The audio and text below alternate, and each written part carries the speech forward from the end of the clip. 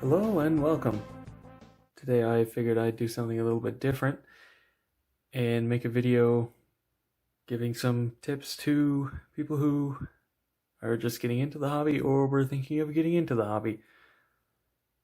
That hobby, of course, being Gunpla, Gundam plastic model kits. Just some basic beginner stuff, but as somebody who only got into the hobby themselves recently, well, fairly recently anyway, I figured it would be nice to share the knowledge I've accrued over the past few months. That way you don't end up making the mistakes that I did. Now, for the sake of this video, I unfortunately don't have a full Gunpla kit to use, but I do have some leftovers from the skull weapon set from a custom I did a few weeks ago, so I'll be using this cutlass. Tip number 1, buy a good pair of cutters. Snips, side cutters, clippers, whatever you want to call them. This pair here came in a set with the cutting board and a hobby knife, and it ran me about $30 total. And really you don't need to spend that much, but definitely get a good pair, because it goes a long way in making the parts look nice when you cut them out the runners. Now, most people will tell you do not cut right up against the part, and they're right. You should leave at least a small amount of the nub left over, especially on a part like this.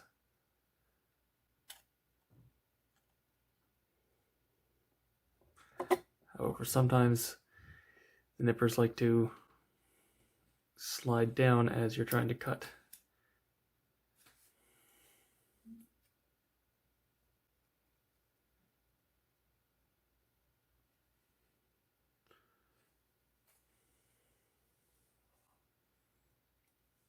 Come on, focus.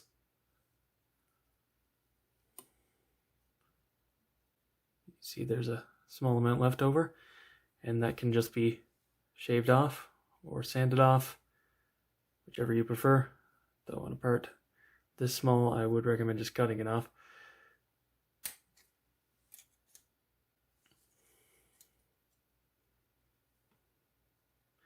Anyway, let's skip ahead till I've gotten the part cut out.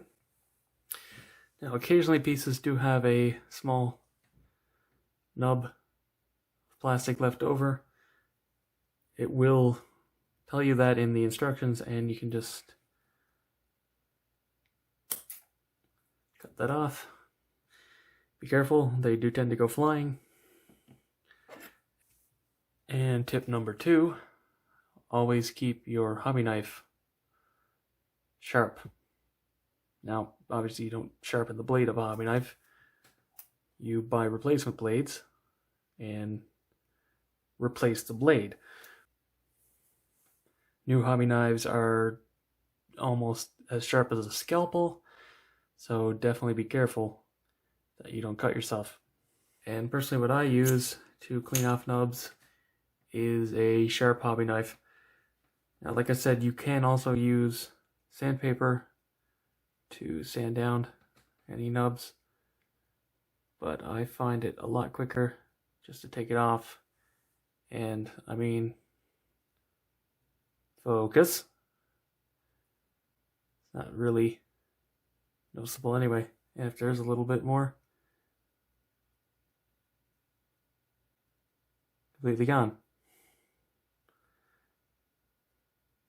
Now, if you do end up using a hobby knife to clean off nubs, please do be careful, because I have in fact cut myself with this exact hobby knife,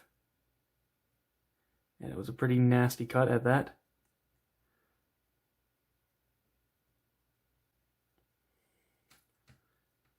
With any knives, be careful with it.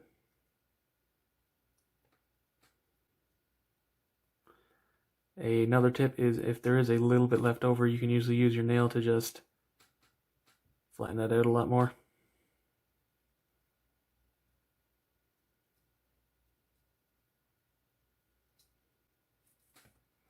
Now, seam line removal. Personally, I don't do it that much, but it's not too difficult. If I can get the camera to focus, you can see the seam line on the part. Just use the backside of the knife.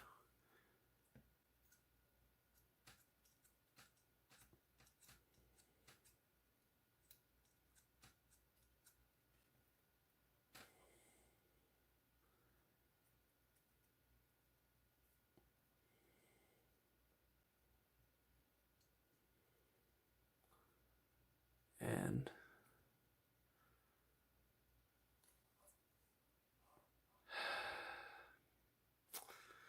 bloody autofocus, man. Maybe if I get that out of the way a bit more. That's better. On a part this small, it's not going to be quite so easy to remove, but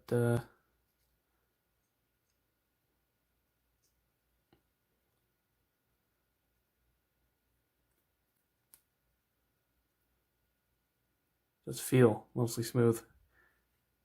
And if you're going to be painting something, that's really what you need. Let me just remove the rest of these and then we'll move on. Alright, and now that the part has been cut out and properly cleaned up, at least as much as I'm willing to put in, let's move on to painting. Tip number 3, buy a Gundam marker. Buy multiple, honestly. You can get them for less than $5 on Amazon.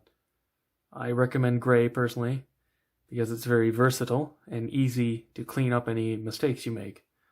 But black, red, green, gold, silver, whatever colors you want. But you would be amazed by how just simply panel lining and filling in a few details with a gray Gundam marker will make a kit go from plastic model to display piece so quickly. I cannot stress enough that you really should buy Gundam markers. Alright, getting into painting, and my 4th tip. Get some sort of clip to hold onto the part while it's drying. Not necessarily while you're painting it, but definitely while it's drying. I generally hand paint my kits, but if you are going to be using an airbrush, go look up an airbrush tutorial. Tip number 5, if you're going to be painting, get masking tape. This is Tamiya masking tape in both 6mm and 10mm, which is my recommendation. And I do recommend Tamiya specifically because they do make one of the best masking tapes for models. The next tip, buy good brushes and buy new brushes regularly. These are getting to the end of their life, honestly. They're starting to get really hard, and obviously you can see the paint starting to build up on them. Also, take good care of your brushes. Wet them before you use the paint and make sure to clean them thoroughly. This is with me doing this. They've lasted a few months, but brushes can only last so long. Now, personally, I swear by Vallejo's Mecha line, but Mr. Color, Tamiya, whatever brand of paint you want to use, go for it. I just know that with the Vallejo Mecha acrylics, they're very easy to work with and easy to clean up any mistakes, and that definitely comes in handy for me. Now, when it comes to painting, you're going to want some fresh water, obviously. Probably a tissue to help clean and dry off your brush. And I tend to just use the lid of whatever container I'm holding the water in as a palette for the paint. I recommend using a flat brush if you're going to be painting a large surface one color, but once we get into detailing, I'll be using some of my smaller brushes. And that's another tip when it comes to brushes: have multiple sizes. Only having one or two brushes in one or two sizes is not going to cut it for detailing. Anyway, I'm going to be doing this blade in a silver, or in this case, Vallejo's Mecha Steel. But in order to do that, I'm going to be base coating it in some medium gray, just so that the silver looks a bit nicer. You're going to want to just shake up the paint for around 15 to 20 seconds. Then just pour out a small amount. The good thing about model paints generally is that they come in dropper bottles, so you can get drops to get the exact amount that you want. Personally, I prefer to hold the part while I'm painting and then clip it to let it dry. Just really comes down to personal preference. Wipe off excess paint. I mean, if you've done any painting, it's not exactly new. Just wanna... And at least with Vallejo Mecha, you don't really have to worry about overspray or overbrushing, I suppose, in this case, too much, because it's very, very easy to clean off.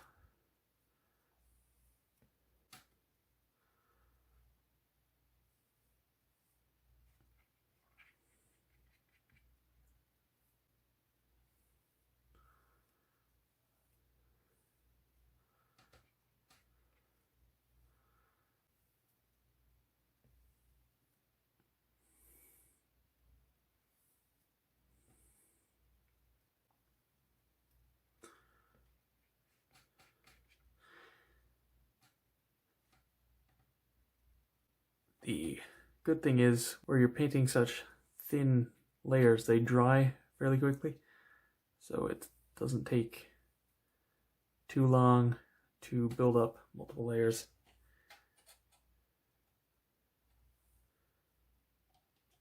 You're going to want to leave that for 2 to 5 minutes, just until it stops being glossy. Oop, I nicked that.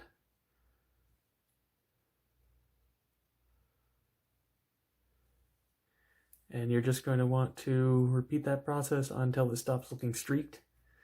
So anywhere from 2 times if it's on a small part, up to 5 or 6 times.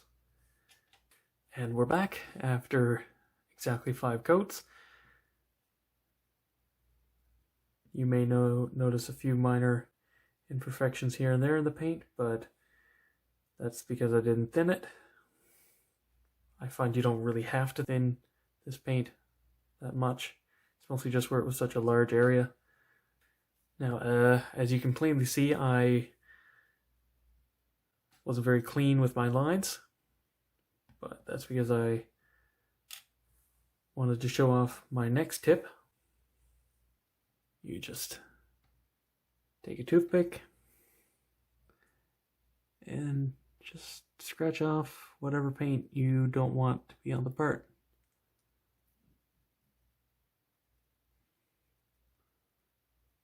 And it really is that easy. Though do be careful not to remove paint that you want to stay on the part.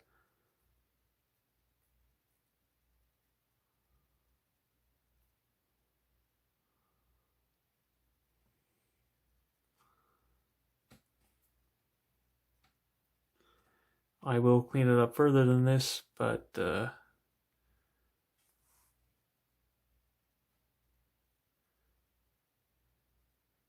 it's not hard to clean up. Anyway, I'll just do this off camera. Now for detail painting, I'll just be using a pure black.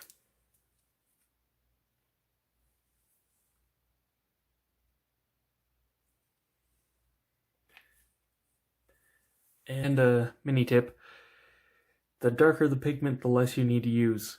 This pure black is so strong.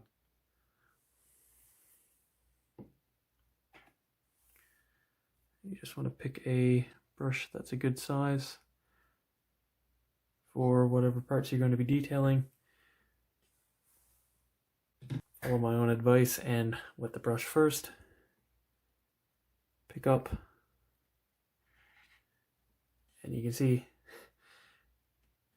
I didn't even need that much black. It just keeps going forever.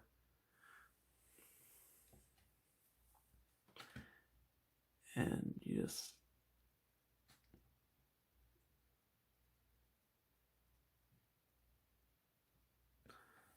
paint.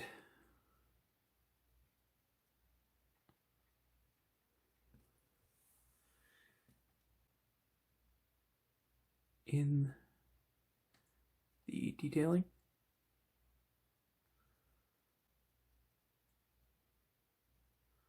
The smaller the details, the more careful you're going to have to be. But you don't have to worry about lines too much because anything that's embedded like this is incredibly easy to clean up with the toothpick technique that I showed off. Anyway, I'll skip ahead again until this paint is dry. Another quick tip, as much as you can, avoid cross-contaminating your brushes with different colors of paint because the paint does stay in the brush and you will contaminate the color that you're using. And we're back again now that this black paint is dried, and you'll see that it's even easier to remove any sort of recessed paint.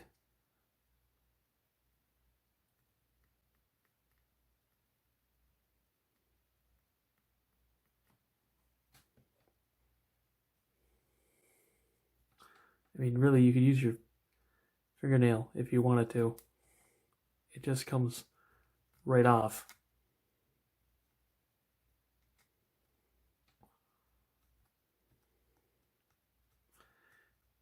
Anyway, let's skip ahead again until I've cleaned this up properly. Alright, and that is now cleaned up. You can see a little bit of black in the teeth, but that's fine because got the marker. And you're just going to want to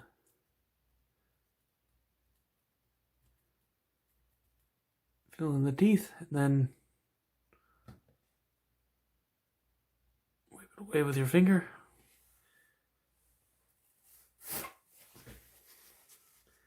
And a tissue if you feel like it. And you can see how much detail that brings out. Come on, focus.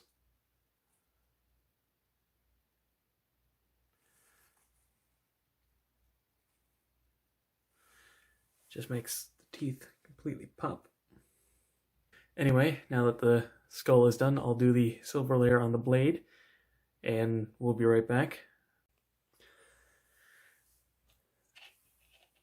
And this is after just one thin layer of silver, and you can already see how nice that looks. That is why you base coat with a gray underneath it. I am going to do second coat, and I'll be right back after that. And we're back now after the second coat.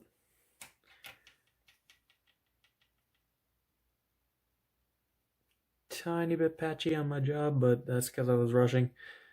Anyway, just like the first coat, you just remove the excess paint with a toothpick. And now that that's done, I will move on to finishing up the paint. And I will see you guys again when I'm done. And there we have it all painted up and cleaned and done. Anyway, I hope this video was helpful. I certainly enjoy sharing my hobbies with other people, so if you have any tips you want to share, let me know down in the comments. If you found this video helpful, like it. It helps with the algorithm. If you want any Gunpla recommendations, I have reviews up on my channel you can watch. Be sure to subscribe for future content, and most importantly, share this video with anybody you think needs to see it. But that's it for this time. As always, happy building.